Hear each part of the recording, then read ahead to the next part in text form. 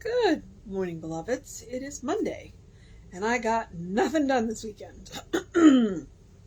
Some days it's just like that. I kept thinking, I should go work on this, and I should go work on this, and I should go work on that. And I spent Saturday and Sunday cuddled with my cat. But you know what? Some days that's what you need. I think I got a little overheated on Saturday, and so I spent a good bit of Saturday afternoon kind of asleep. I kept falling asleep on the couch, and the warm fuzzy cat didn't help either. And then Sunday I was just like, I should get up and go do this, and the cat was in my lap. I should get up and go do this. The cat was in my lap. So the good thing about pets is occasionally they enforce the need to rest. So I can thank Foster for my restful weekend. All right, it is August 7th. Our title is Impersonality. I'm not sure. Kind of looks like a bunch of... okay. We will see. And it is by Lillian DeWaters. And it's from Gems, which is 1928. And I feel a sneeze coming. And maybe not. So if I suddenly violently sneeze, okay, impersonality. There seem to be many beings, separate beings, whereas there is only one. With our minds, we see many, but with our insight, with our spiritual consciousness, we see unity, oneness. God is infinite, and so includes all in one. I love that life is unchangeable, immutable, everlasting. I love to know that I am a Trinity, self, child, understanding. I love to think of the self as mighty, majestic, unconquerable. I love to think of humanity as the child shining forth with the love and joy of being. I love to think of understanding as coming to humans like blazing lights, like shining gold, like fiery flame. I love to think of heaven as here, at hand, a land of beauty, aglow with the divine energy of life.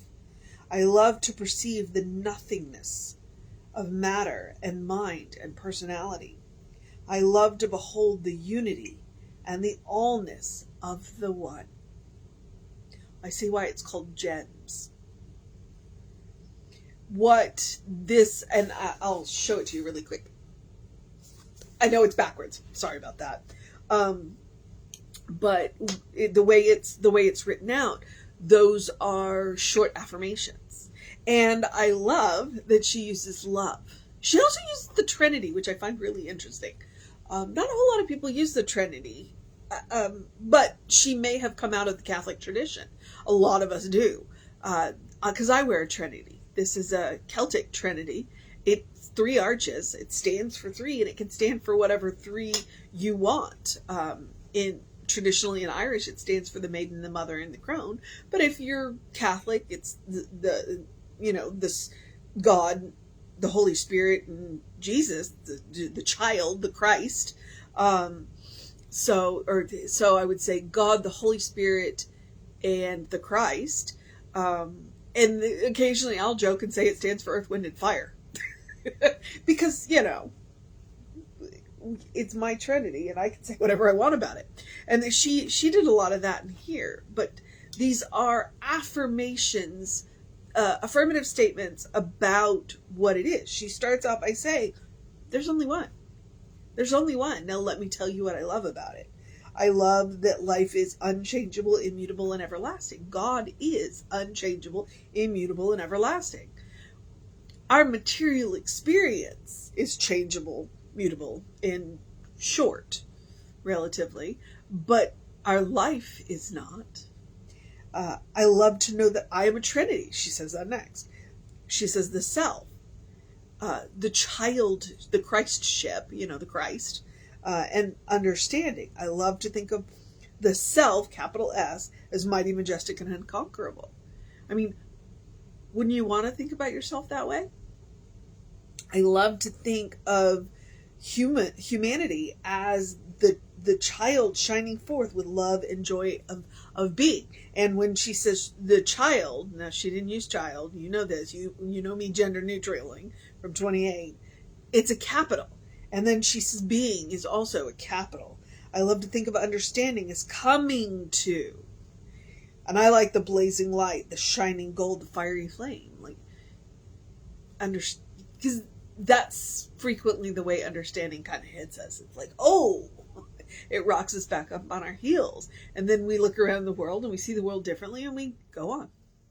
I love to think of heaven as here, at hand, a land of beauty, aglow with the divine energy of life. Okay, I talk about that. I talk about heaven as a state of mind, a state of consciousness. If it's a state of mind, it's a state of consciousness. That means it's here now.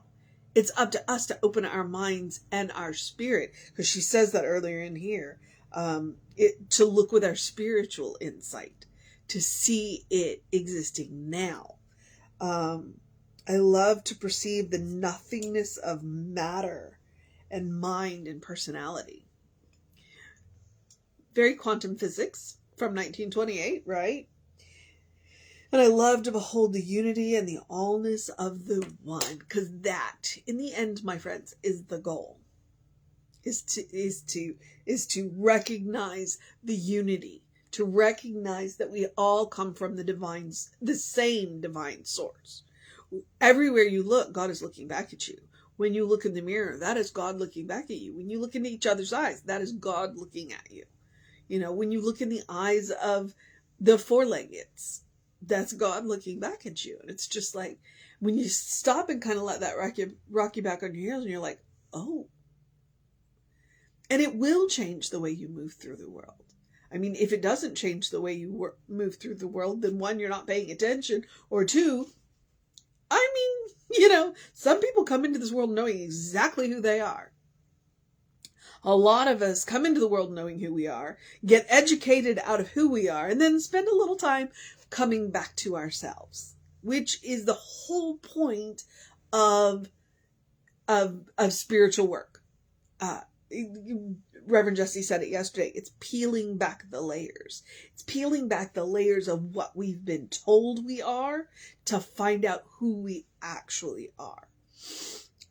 And frequently, because he said it yesterday, it's peeling back the guilt and the shame, you know, and the blame.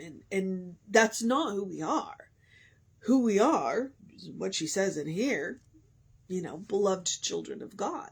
So it's peeling back the layers of what we've been told. And I talk about that because my undergraduate degree is in anthropology. It's like we have to peel back what society has told us, culture has told us, religion has told us, what our family has told us, you know, because even our family who arguably loves us, they tell stories about us. And then we're like, wait, what? What? No, this, what you're saying to me, about me, doesn't resonate with me. Because that's the child I was. I was like, I grew up in a Catholic, in a Catholic family, loosely, because my dad joined the military when they found out mom was pregnant. And so, you know, I grew up military Catholic, which is really different. But so I would go home and they would take me to church. And then when I was in Georgia, my parents let anybody take me to, anybody that wanted to take us to church. They didn't care what kind of church it was. Sure, take our child to church. If I came home and said, I want to go to church with so-and-so, my parents were like, go.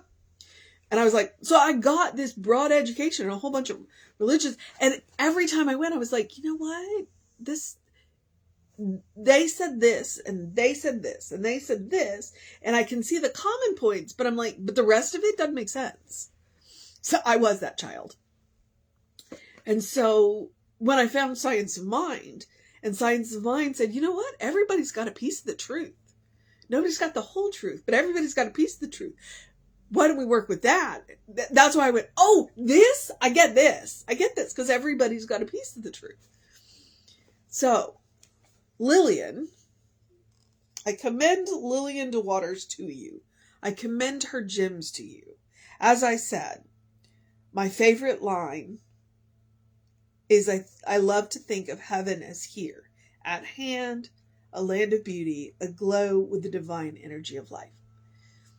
They're beautiful affirmations. You could post them up on your mirror. I like to put them on the mirror because you brush your teeth at least twice a day, sleep twice a day. But you could also use them in treatments. in the body of a treatment. A lot of them would make great unification steps, especially where she's talking about, I love to think of humanity as the child shining forth in the love of being. See, I commend Lillian DeWaters to you. All right, the mission today should be. The title is a little weird. Impersonality. I don't think she chose the title. I think our collator who pulled all this together maybe chose the title. But she is a reminder, it's all one. It's all one. It's all one. So, the last line, I'm going to use the last line. The mission today, should we choose to accept it, is to behold the unity and the allness of the one. Honestly, whatever words I give you in the mission, it's the same mission every day. Today, we're using Lillian's words of beholding, making a conscious decision to behold the unity and the allness of the one. To be willing to look around our world and see that it all is the same source. It's the same mission every day. It really is. I just use different words every day based on what my author says. And one of these days, or maybe multiple days, we'll hit upon the words that resonate with you. That's the goal. Sometimes they really resonate with me. Actually, most of the time they do, because that's why I pick them out. I was like, oh, I really like the way that sounds. Let me put that in my toolkit. So that's the mission today. The second mission is the same mission I give you every day. Do something loving for yourself. Do something kind for yourself. Do something compassionate for yourself. Whatever that looks like. It does not matter if it is big or small. It doesn't matter if it's one thing or three things or a whole day of things. The point is to practice. I'm a big believer in self-care. When I went through ministerial school, they just straight up said, if you are going to do this work, if you are going to live a life of service, you must take care of yourself first. You cannot pour from an empty cup. We don't want to overfill our cup because then there's no room for anything new, but you can't pour from an empty cup. So it's like when you go on airplanes and they say, if the oxygen mask drops, put it on yourself first, then help your neighbor. That's what I'm talking about. Self-care. And when you practice love, kindness, and compassion on yourself, you teach people how to treat you. The way you treat yourself is the way other people will treat you.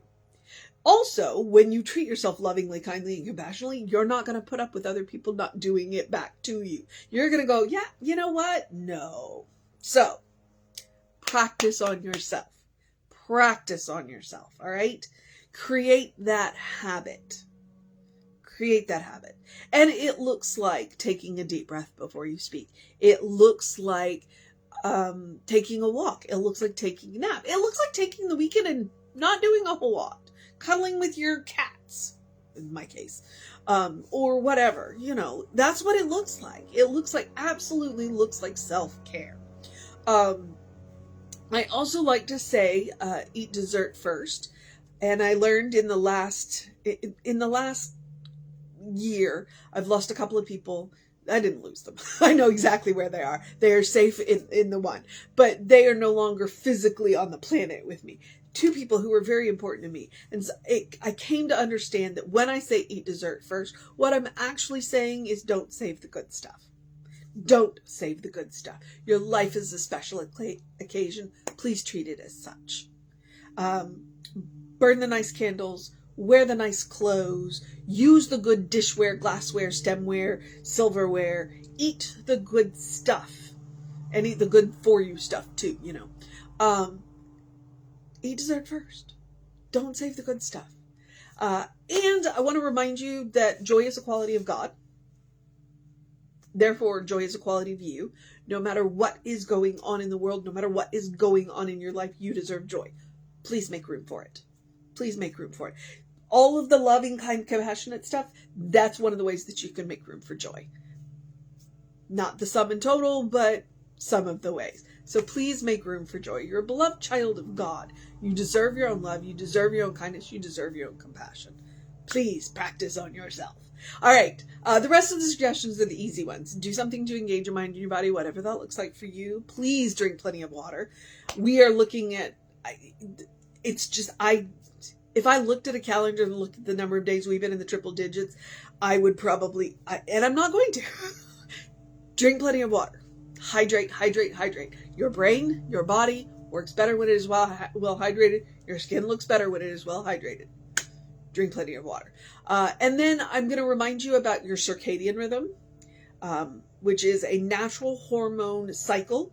When you get early in your day bright light, and I'm talking from 7 to 9 in the morning, 5 to 10 minutes of bright light on your skin, it will help to reset those hormones. You will have more energy during the day. You will sleep better at night. Real thing. It's science. You can look it up. And if you get up before the sun or it's cloudy or what, because we haven't seen a whole lot of clouds around here, you can look up a seasonal effect disorder lamp, and that lamp will do the same thing. Yeah. So if you need that extra help, please take it. I have a few people that I care very much about. They get up before the sun does. That lamp will help. Okay. And as always, I'm going to tell you my favorite Ernest Holmes quote: open the windows of your soul. Allow the breath of heaven to remind you do live in heaven right here, right now. It's all around us all the time, which is exactly what Lillian was telling us today. It's all God. There's nothing but God. When we open the windows of our soul, we are using our spiritual insight. We are looking with the eyes of the heart, you know? And then we recognize that it's all God. And it's like, oh, okay, you will move through the world differently. You will move through the world as an island of calm, as an island of peace. And you will pull people into your peace rather than being pulled into their storms. And if we want to create a world that works for everybody, that's how we do it. It starts with us. It starts with us. We can't change other people, but we can create safe places for them to fall. All right. And for them to pick themselves up and get themselves going again. That's the goal. All right. I guess I'm at the social media part. I'm going to remind you, we are Creative Life Spiritual Center, Creative Life Spark. I'm the Running Rev Ryan on the social medias that I am on. I'm going to make a real effort to do more on Instagram and Facebook, because the YouTube channels are running fine. I'm caught up on mine. I'm like 2 videos behind, and I'll fix that tonight. So, yeah, so I'm making that commitment to do more, because I'm contemplating that the center might get a Threads account. I refused to go with Twitter. I thought it was too toxic, but Threads is in the early stages. We'll see. All right. If you want to know what's going on with the center, please email info@creativelife.org. That'll get you on the constant contact. Those hot links are hot. If it says click here now, it'll take you right to the information, i.e. the YouTube channel, or it will take you to the person that can help you get the information. Okay. So I am now at the part where I get to encourage you to have a great day, a wondrous day, a fantastic day, a magical day, an enchanted day, a wonder-filled day, an awesome day, an amazing day. Yes, I know it's Monday, but I like Mondays. I hope you do too. A unity day, a oneness day, a recognizing the Trinity day, a recognizing the unity day, a consciousness day, a consistent day, a good day. And if that is too much pressure, simply have a day. You are enough, just as you are. You are a beloved child of God, a brilliant light, a divine spark. You are spirit in motion. You are God in action. Or as Reverend Jesse likes to call us, you're a godling, in whom God is well pleased and well represented. Know the truth of your being. Explore the truth of your being. Peel those layers back of who you have been told you are, and find out who God knows you to be. Because God knows us on a level that nobody else ever can. So let's go back to that. Let's go back to who God knows we are. Because it is the best version of ourselves. All right, beloveds. Take care of yourself. Know that Reverend David will be on around 5 p.m. with you. I'll be back with you around 9 a.m. tomorrow. And again, as I'm going to say it a lot, take care of yourself. Big believer in self-care. Said that, didn't I? Take care of yourself. Know that you are loved. And I will see you next time.